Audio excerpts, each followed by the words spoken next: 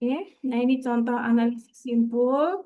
Biasanya soalnya akan mempunyai sumber energinya berupa sumber arus. Seperti ini ya. Di sini contohnya ada dua sumber arus. Yang pertama sumber arus IS1 3 ampere, kemudian yang di sebelah kanan ini sumber arus IS2 5 ampere. Kemudian ada tahanan atau resistor pada rangkaian tadi. Contohnya, tentukan tegangan pada setiap simpul dari rangkaian berikut. Nah, kita harus menetapkan dulu simpulnya itu yang mana saja. Simpul adalah percabangan ya, percabangan antara dua atau lebih komponen. Berarti ini simpul. Nah, simpulnya di sini.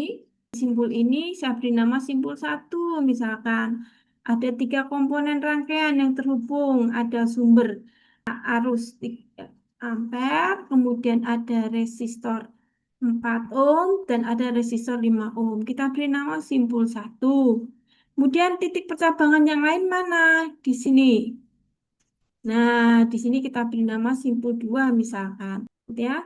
Nah, di simpul ini, di sini juga ada tiga komponen yang terhubung, ya. Jadi R2, R3, dan sumber arus 5 ampere.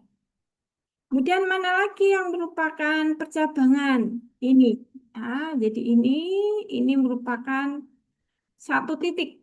Ya, jadi kalau tidak ada komponen yang lain yang kita bisa anggap sebagai satu titik, ini adalah simpul, kita namakan saja simpul yang ketiga. Nah, di simpul yang ketiga ada berapa komponen yang terhubung? Ada IS1, ada R1, ada R3, ada IS2. Jadi ada 4 komponen yang terhubung di simpul yang ketiga. Nah, karena ada 4, ya, sedangkan simpul satu dan 2 tadi hanya 3 saja, maka yang paling banyak terhubung dengan komponen-komponen rangkaian listrik adalah simpul 3. Sehingga simpul 3 ini akan kita jadikan simpul referensi. Oke, itu pertama itu ya langkahnya menentukan simpul-simpulnya, kemudian memilih satu simpul sebagai simpul referensi. Yang kita pilih sebagai simpul referensi adalah simpul yang mempunyai hubungan dengan komponen-komponen rangkaian yang paling banyak. Selanjutnya apa? Nah, selanjutnya kita akan memberikan tanda ya. Jadi kita akan mengatakan bahwa beda tegangan antara simpul satu dan simpul referensi itu adalah P1. Gitu ya. Jadi beda tegangan antara simpul satu dengan simpul referensi itu V1. Jadi maksudnya tegangan di sini kalau diukur di simpul satu ini ya terhadap tegangan referensi itu besarnya V1. Kemudian simpul yang kedua, ya itu juga kita beri tanda. Jadi beda potensial antara simpul ini dengan simpul referensi adalah V2. Kemudian apa? Ya, jadi ini simpul satu, ini simpul dua. Nah, kita memanfaatkan hukum Kirchhoff arus yang mengatakan bahwa total arus dalam satu simpul itu sama dengan nol. Di sini untuk simpul satu itu ya, itu ada arus masuk namanya I1, ada arus keluar I3, dan ada arus keluar I2. Jadi karena sumber arus yang ada ini, kalau kita ikuti ya arahnya, dia akan masuk di simpul satu, maka I1 itu masuk ke dalam simpul, kemudian I2 itu kita buat ke bawah. Kenapa? Ya karena nanti tegangan V1 ya itu merupakan tegangan yang terhadap referensi kan. Nah, berarti di dalam resistor ini kita tahu bahwa arus itu masuk di kutub yang lebih positif. Nah, karena V1 ini lebih positif, ya ini referensinya, maka I2-nya kita juga pilih ke arah bawah. Kemudian I3. Nah, I3 pada simpul satu ini kita anggap dia arahnya ke kanan. Kalau sudah, kita akan menerapkan hukum Kirchhoff arus yang mengatakan bahwa arus keluar sama dengan arus masuk. Berarti I1 akan sama dengan I2 ditambah I3. Gitu ya. Kalau I1 sudah jelas besarnya 3 ampere di sini karena dia merupakan sumber arus I1. Ya, nah yang keluar I2 dan I3. I2 dan I3 itu kita tidak tahu arusnya berapa. Tapi tadi kita sudah mengasumsikan bahwa di ujung atas R1 ini tegangannya adalah V1. Jadi tegangan yang melintasi R1 itu dari atas ke bawah ya, atasnya positif, di bawah ini negatifnya itu sebesar P1. Nah, kalau kita tahu ya di satu resistansi ada tegangan yang terukur, kan kita bisa menghitung arusnya menggunakan hukum Ohm bahwa arus sama dengan tegangan dibagi dengan resistansi. Sehingga I2 ini besarnya adalah sebesar P1 dibagi R1. Nah, kemudian I3 berapa? Nah, I3 kita juga harus tahu tegangannya dibagi dengan resistansinya. Resistansi R2 sebesar 5 ohm. Nah, tegangannya berapa? Nah, kalau V1 tadi ketika kita gunakan untuk mengukur arus di R1 atau menghitung arus di R1, V1 itu adalah besaran tegangan beda potensial antara simpul satu dengan simpul komprehensif. Nah, kalau di sini tegangan yang melintasi R2 itu beda potensial ujung-ujungnya adalah beda potensial dari ujung simpul satu ke ujung simpul 2. Nah, sehingga tegangannya adalah tegangan V1 dikurangi V2. Tegangan yang melintasi R2 dengan asumsi arus yang ke arah kanan seperti ini, besarnya V1 dikurangi V2. Lalu arusnya berarti apa? Beda potensialnya V1 dikurangi V2 dibagi resistansinya 5 ohm. Jadi ini arus keluar I2, ini arus keluar I3, dan ini arus masuk IS1. Kemudian kita masukkan nilainya P1 dibagi 4 ohm ini ya, ditambah tegangan ini, tegangan di R2 itu ya antara V1 dan V2. V1 dikurangi V2 dibagi dengan resistansinya 5 ohm sama dengan arus yang masuk 3 ampere. Persamaannya dirapikan supaya tidak ada pecahan. Maka semua saya kalikan dengan 20 biar tidak ada pecahan.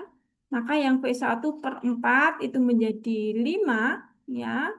Ini ohmnya berubah menjadi Siemens karena kalau R itu ohm tapi 1/R itu konduktansi jadi 5 Siemens ya.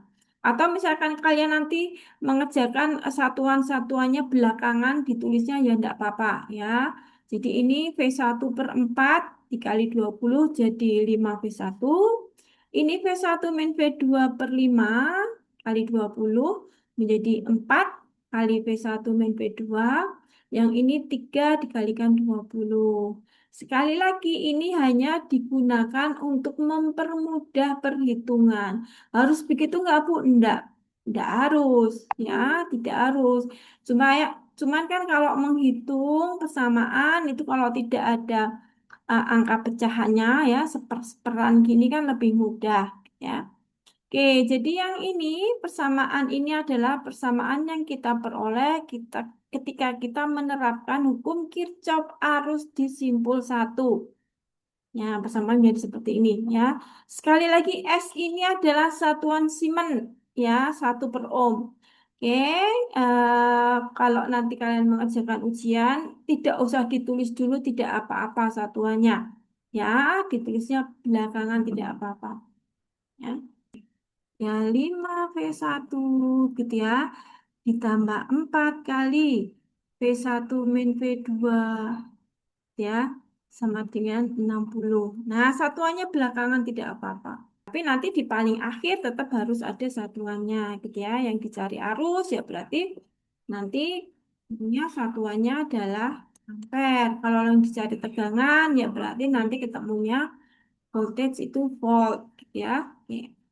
Oke, untuk persamaan satu ini kita peroleh ya, jadi 5 ditambah 4 untuk v satunya dari 9 v satu, kemudian 4 dikalikan min V2 jadi min 4 V2 sama dengan 60. Ini merupakan persamaan yang pertama, kita simpan dulu ya. Nah, sekarang kita akan ke simpul yang kedua, tadi yang sebelah kanan di sini.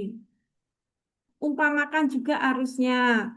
Ya, di sini saya umpamakan arusnya keluar semua. Kenapa? Ya, kalau untuk sumber arus IS2 itu arahnya kan memang ke bawah di sini ya.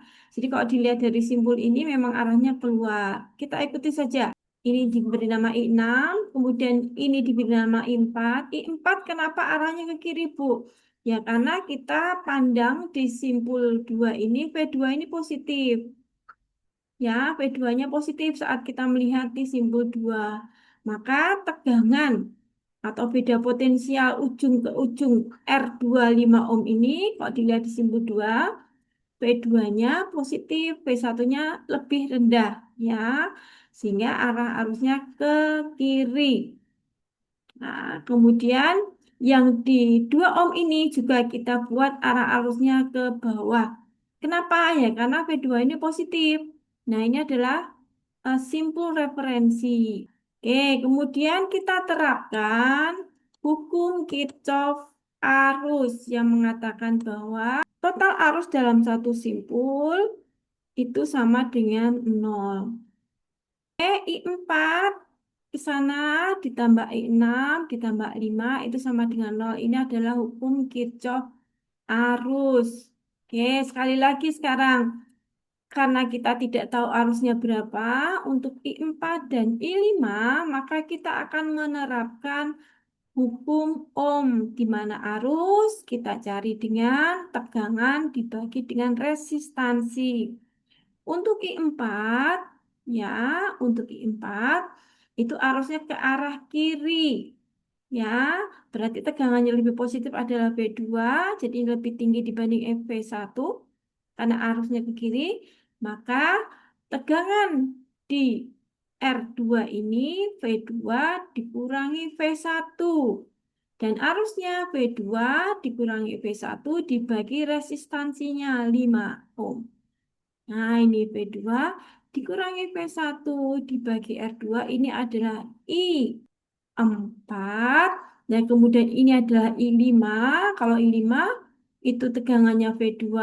Di sini kan ujungnya simpul referensi ya. Jadi V2 dibagi dengan R3 ya. Ini adalah arus I5. V2 dibagi dengan R3. V2-nya kita belum tahu, R3-nya 2 ohm. Jadi V2 dibagi dengan 2 ohm. Kemudian sebenarnya ditambah dengan 5 ampere karena dia juga keluar maka juga plus ya, plus 5 ampere, tapi ini kemudian kita pindah ke kanan ya menjadi min 5 ampere. Jadi persamaan ini adalah persamaan yang kita dapatkan ketika kita menerapkan hukum Kirchhoff arus pada simpul yang kedua. Oke, sekali lagi pada contoh ini juga kita hilangkan pecahannya ini sehingga satu persamaan ini kita kalikan dengan KPK dari 5 dan 2 itu 10 ya supaya didapatkan V2 min V1 per 5 itu menjadi 2 kali V2 min V1 ya ditambah kemudian V2 dibagi 2 ohm karena dikalikan 10 menjadi 5 V2 dikurangi tentu saja ini juga harus dikalikan 10 jadi min 50. Ya, sekali lagi simbol S ini adalah 1 per ohm, simbol 1 per ohm atau Siemens. Nanti kalau kalian ujian boleh dituliskan langsung di sini atau nanti saja belakangan ya. Jadi boleh saja satuan-satuan ohm ampere itu dituliskannya belakangan supaya tidak membingungkan. Di 2 dikalikan V2 min V1 ini adalah arus I4 ditambah 5 dikalikan V2 sama dengan min 50. Nah, satuan-satuannya belakangan. Ya. Kemudian kita rapikan ya. Untuk V1-nya itu ada eh, 2 kali min V1, jadi min 2 V1. Kemudian untuk V2-nya ada 2 kali V2, ditambah 5 kali V2, jadi 7 V2. Gitu ya. Nah, ini adalah persamaan yang kedua. Sehingga kita mempunyai dua persamaan ini. Ya, ini saya tulis tidak menggunakan Siemens ya, tidak menggunakan Siemens dulu. Jadi 9V1 min 4 V2 dan yang bawah itu persamaan kedua di simpul yang kedua 2V1 ditambah 7V2 sama dengan min 50.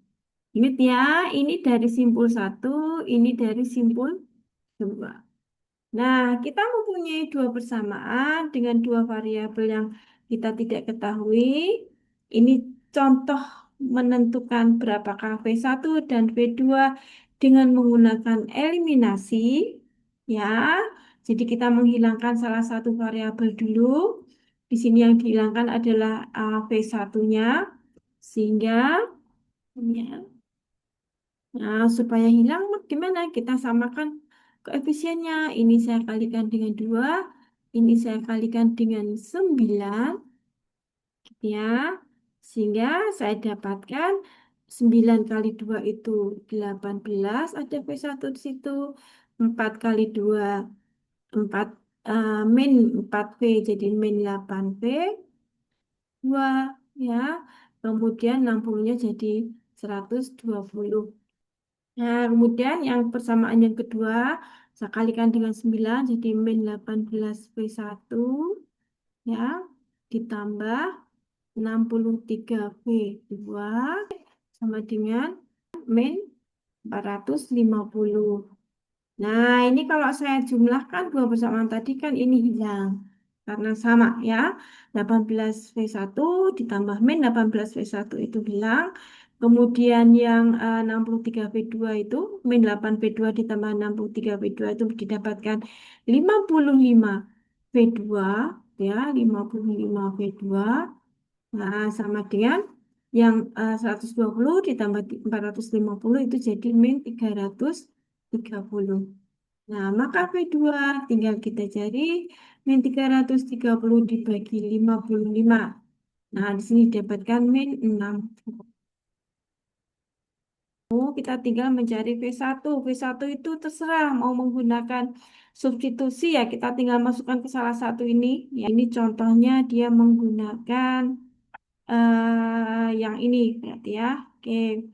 Jadi V2-nya adalah min 6, jadi min 4 dikalikan min 6 ya, plus 24, tapi kemudian dipindah di sini menjadi min 24.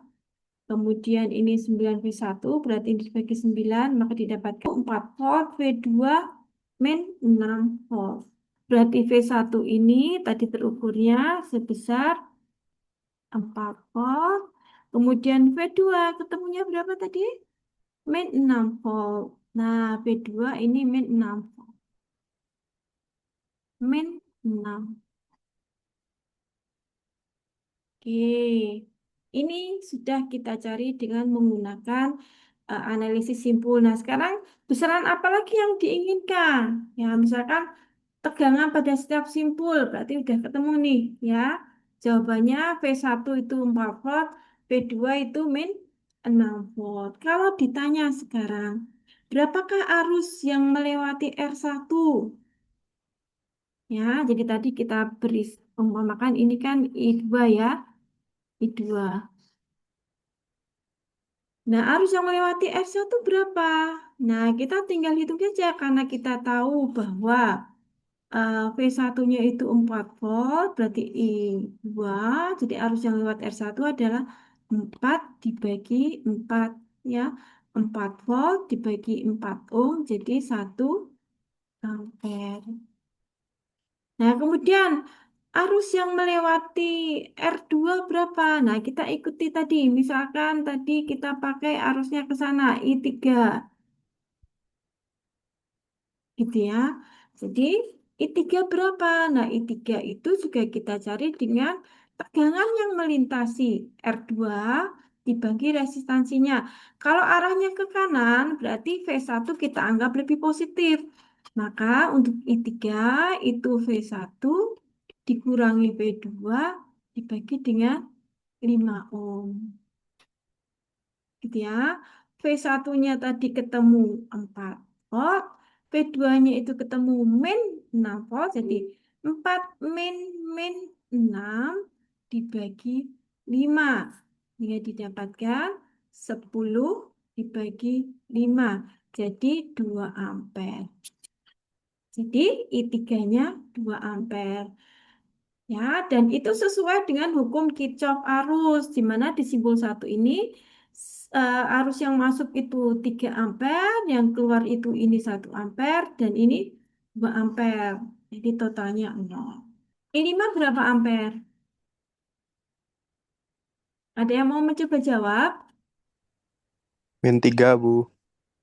Min Ya, 6 dibagi 2 ohm. min 6 dibagi 2 ohm. Ini siapa yang jawab ini? Rio, Bu. Mas Rio ya. Oke. Jadi I5-nya min 3 ampere. Kalau kita apa kita asumsikan dengan arah seperti ini ya, arahnya ke bawah. Jadi I5 min 3 ampere ke bawah.